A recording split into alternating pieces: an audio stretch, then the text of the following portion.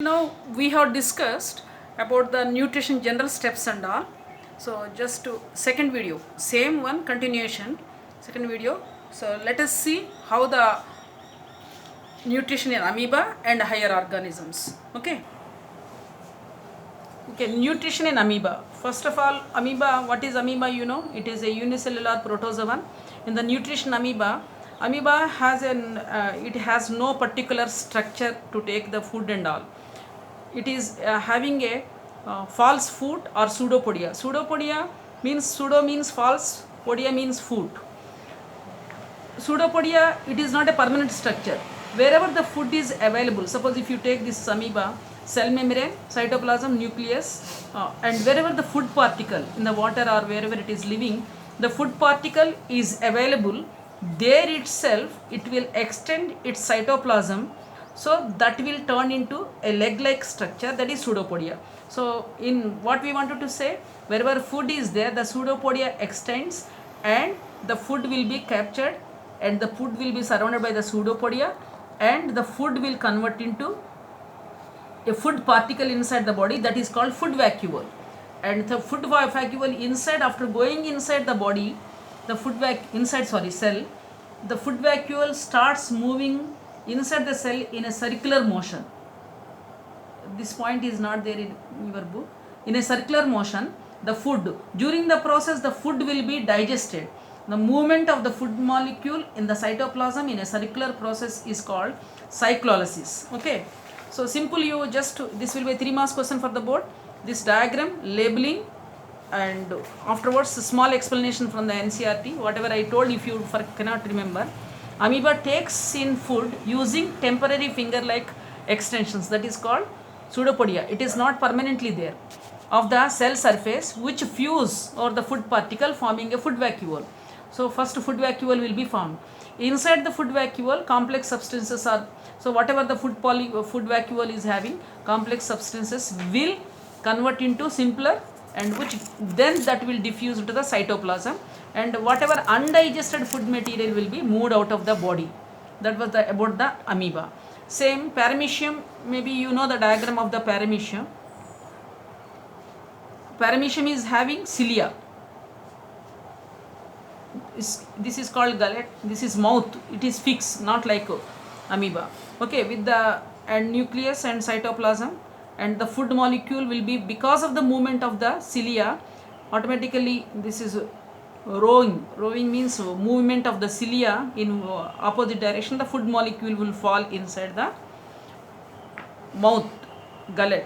In paramecium, which is also unicellular organism, cell has a definite shape and the food particle taken a surface spot, and food is moved to this spot by the movement of the cilia, and which cover the entire surface of the, so here the food takes with the help of cilia, here the food takes with the help of pseudopodia.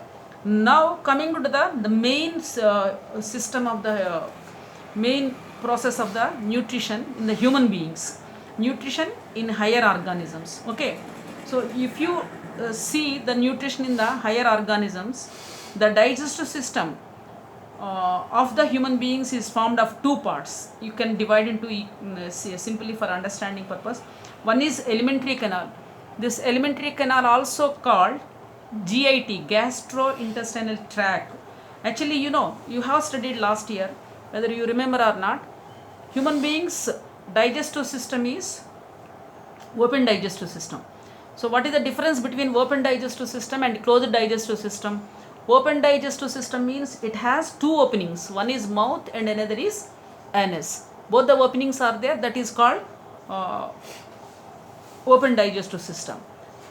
And closed digestive system, many organisms, they have only mouth. For example, hydra. Food can go and coming out also from that surface only.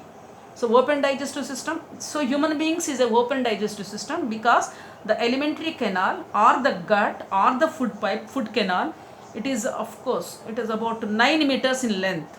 Okay, so this has mouth and anus. And digestive glands, the digestive system contains glands. It is, glands are attached to the digestive system. Okay, now alimentary canal of man, digestive system is complete, both. So complete, what is the meaning of complete? I told you.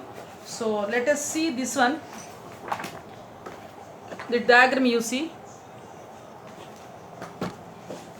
I think you are able to see this. Okay. Now I'll try to, this is the human digestive system. This is mouth. From the mouth it is coming and it is like this, and small intestine, this is the small intestine, and the small intestine is leading to large intestine, and lastly anus, rectum and anus. This is the one tube, single tube opening, mouth and anus, two openings, and glands are attached. So first of all, let us come to from the mouth. Mouth is the this one, mouth, buccal cavity. Mouth, one question usually comes, show the digestive pathway of the human beings. Then you have to write with the help of arrows. First mouth, buccal cavity and pharynx. Okay, next come to the esophagus, next come to the stomach. Arrows you have to write, and from that small intestine, and from that small intestine, and from that large intestine, and from that large intestine to lastly anus. So this is a pathway. This is from here to here. You have to, the question usually comes, show the digestive pathway of the human beings. This is the one. Okay, now let us go one by one part. First mouth, and mouth is the uppermost opening of the digestive system. Okay, food will be taken inside with the help of mouth. This is the mouth, this is nose place, this is the mouth. Okay, so from the mouth the food will be taken. And second is the buccal cavity.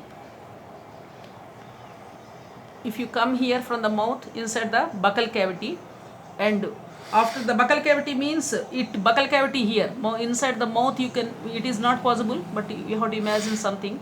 Okay, from here, this one, in the buccal cavity what will be there? Tongue will be there. And the tongue means, what is tongue? It is a thick, muscular and protusible. Protusible means it is pushing towards outside. From the inside the tongue is pushed outside. Okay, structure present on the floor of the mouth, tongue. Okay, so it has a taste papilla. Tongue, on the tongue, one place it can taste sour, one place sweet, one place bitter, like that. Taste papilla buds are there. With the help of that tasting, so tongue helps in tasting, and food mixes, and the food is mixed with the saliva, and lastly tongue helps into swallowing also. So tongue helps the it can help the taste of the food, it can help the mixing of the food with the saliva, and afterwards it will pushes the food or for the swallowing, or facilitates for the swallowing of the food. This is the food particle. Okay, this is the food swallowing. From after that tongue is helping the food going. From here you can see the food has to come into here. Here two kinds of pipes are there. What is the one is the with the help of respiratory one, and other is the food pipe.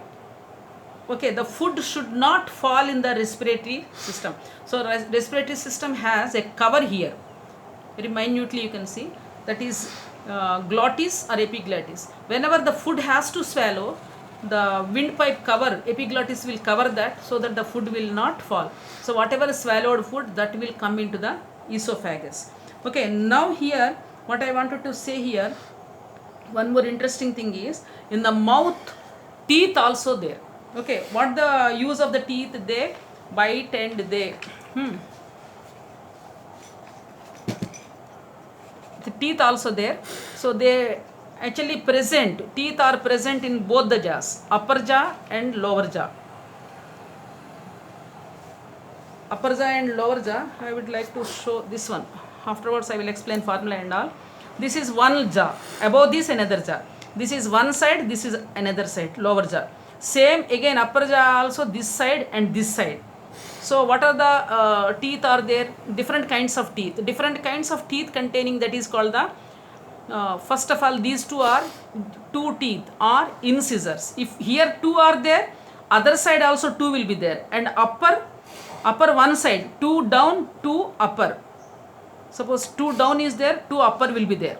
So one side 4, another side also. So canine 1 down and 1 will be upper.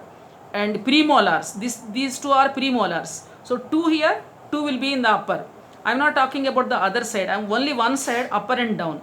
And 1, 2, 3, these are the molars. Molars 3 and premolars 2, canine 1 and incisors. So now you see teeth present in both the jaws, embedded in the sockets. And in man there are 32 teeth, 16 each jaw, and 4 types. Actually different types of teeth are there. Canines are there, incisors are there, canines are there, premolars.